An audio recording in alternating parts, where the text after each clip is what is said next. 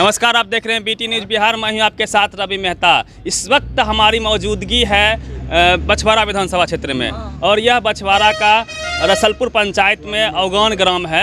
मैं बता दूं कि यह गांव उम्मीदवार के जीतने का एक रास्ता चयन करता है और इस क्षेत्र में काफ़ी सघनता से अपना लोगों से जो जनसंपर्क है उसको तेज किए हुए हैं भाजपा के कद्दावर नेता और सबसे मजबूत दावेदार सुरेंद्र मेहता जी हमारे साथ हैं। हम इनसे बात करने वाले हैं कि बछवाड़ा जो एक दिवा स्वप्न रहा है बीजेपी के लिए, पिछली बार जमानत जब्त हो गई थी वंदना सिंह का यहाँ से, क्या इस बार इस अवैध किला को यह भेदने में कितना सक्षम है, कितना तैयार हैं, कितना दावेदार हैं? सबसे पहले सर बीटी न्यूज़ में आपका बहुत बहुत स्वागत है। सर, जिस तरह से आप लगातार जनसंपर्क कर रहे हैं लोगों से, आपकी सघनता काफ़ी तेज़ देखी जा रही है, तो क्या लगता है कि इस बार वो जो अवैध किला है उसको आप भेद पाएंगे? देखिए, चारों तरफ पूरे विधानसभाई क्षेत्र में एनडीए का लहर है और लोग नरेंद्र भाई मोदी जो हमारे देश के मुखिया हैं, देश के प्रधानमंत्री हैं, उनके द्वारा देश के लिए, राष्ट्र के लिए, समाज के लिए जो काम हुआ है उस काम का असर आम जनजीवन पर पड़ा हुआ है। आम लोग नरेंद्र भाई मोदी के उस काम से प्रभावित हैं और चारों तरफ लोग यही आवाज़ दे रहे हैं कि हम जब जाते हैं वोट मांगने के लिए तो उसको कहते हैं कमल फूल, कमल फूल। कहते हैं किसका कमल फूल? हम कहते हैं नरेंद्र भाई मोदी जी का कमल फूल। लोग कहते हैं कि नहीं, ये तय है, नरेंद्र भाई मोदी के उस फूल छाप पर हम वोट देंगे।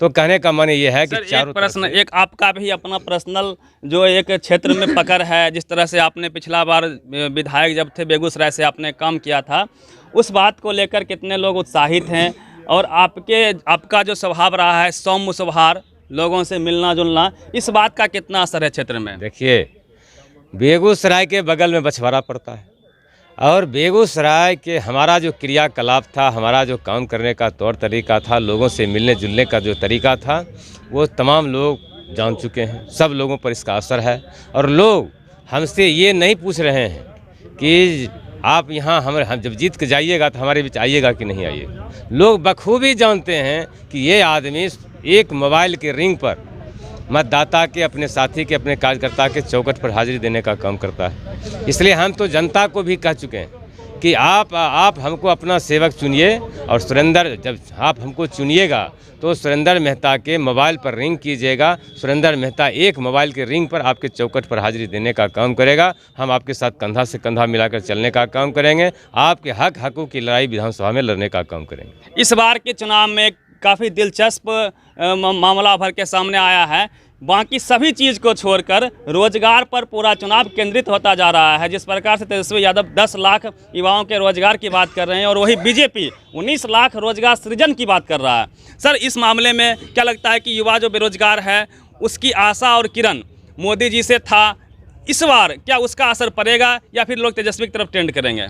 देखिए, आप लोग पढ़े लिखे लोग, बुद्धिजीवी समाज से आप लोग आते हैं और ये जान लीजिए कि हम आपको कह दिया कि चारों तरफ एनडीए का लहर है और जिस तेजस्वी का नाम आप कह रहे हैं, तो क्या आपको पता नहीं है कि तेजस्वी जी अगर कुछ बोलते हैं तो बोलने से पहले 100 बार उनको सोचना चाहिए कि हमारे पिताजी किस कारण जेल में क्यों हैं, जेल की हवा क्यों खा रहे हैं। जेल की हवा ऐसे नहीं, सजा याफ्ता मुजरिम हैं भ्रष्टाचार के चारा घोटाला में, और वो आदमी अगर बोलता है तो इससे ज़्यादा शर्मनाक बात तो कुछ नहीं हो सकता है। इसलिए 15 साल के वो कुशासन में जो कुछ हुआ वो सब जनता के सामने है और जनता किसी भी कीमत पर उसके साथ जाने वाला नहीं है और एनडीए की सरकार बनेगी, एनडीए जीतेगा और नरेंद्र भाई मोदी, नीतीश कुमार, सुशील कुमार मोदी के नेतृत्व में ये बिहार आगे बढ़ेगा। सर, एक सवाल लास्ट यहाँ के स्थानीय मुद्दा पर मैं बात करना चाहूँगा। एक पथ है जो भगवानपुर से संजात की तरफ जाता है, वह पथ पिछले 5 सालों से बिल्कुल जर्जर है।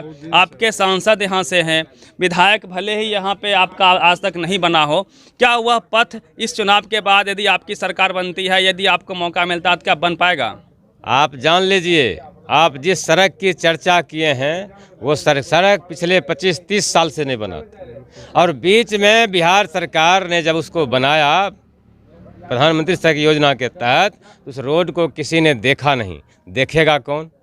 उस सड़क को देखने की जिम्मेदारी एमएलए साहब की बनती है, उस सड़क को देखने की जिम्मेदारी आम जनप्रतिनिधियों की बनती है। किसी ने उस सड़क को नहीं देखा, 30 साल के बाद बना भी तो 6 महीना के अंदर टूट गया, वो सड़क आज चलने लायक नहीं है।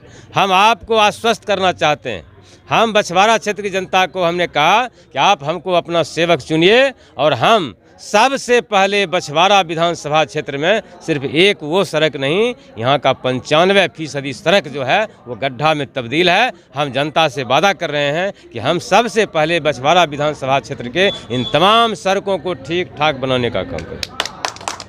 बहुत बहुत धन्यवाद आपका, अपने बेशकीमती समय दिया। बने रहिए आप के साथ। मैं हूं रवि मेहता, बेगूसराय, बिहार से।